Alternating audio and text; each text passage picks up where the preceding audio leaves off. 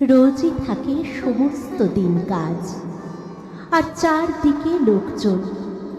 রোজই মনে হয় সেদিনকার কাজে, সেদিনকার আলাপে, সেদিনকার সব কথা দিনের শেষে বুঝি একেবারে শেষ করে দেওয়া হয়। ভিতরে কোন কথাটি যে বাকি রয়ে গেল তা বুঝে নেবার সময় পাওয়া যায় না। আজ সকালবেলা মেঘের স্তবকে স্তবকে আকাশের বুক ভেড়ে উঠেছে। আজও সমস্ত দিনের কাজ আছে সামনে, আর লোক আছে চারদিকে।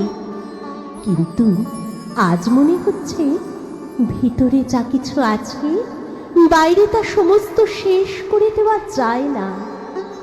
মানুষ সমুদ্র পার হলো, পর্বত ডিঙিয়ে গেল, পাতালপুরীতে সিঁধ কেটে মণিমাণিক চুরি করে আনলে, কিন্তু একজনের অন্তরের কথা আর একজনকে চুকিয়ে দিয়ে ফেলা এ কিছুতেই পারলে না।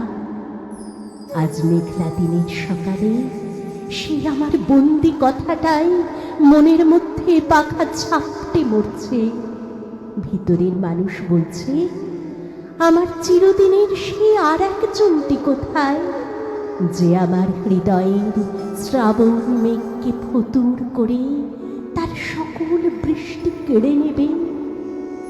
আজ মেঘলা দিনের সকালে শুনতে পাচ্ছি সেই ভিতরের কথাটা কেবলই বন্ধ দরজার শিকল নাড়ছে। ভাবছি, কি করি? কে আছে যার ডাকে কাজের বেড়া ডিঙিয়ে এখনই আমার বাণী সুরের প্রদীপ হাতে বিশ্বের অভিসারে বেরিয়ে পড়বে? কে আছে যার চোখের একটি ইশারায় আমার সব ছড়ানো ব্যথা এক মুহূর্তে এক আনন্দে গাঁথা হবে, এক আলোতে জ্বলে উঠবে? আমার কাছে ঠিক সুরটি লাগিয়ে চাইতে পারে যে, আমি তাকেই কেবল দিতে পারি। সে আমার সর্বনেশে ভিখারি রাস্তার কোন মোড়ে। আমার ভিতর মহলের ব্যথা আজ গেরুয়া বসন পড়েছে।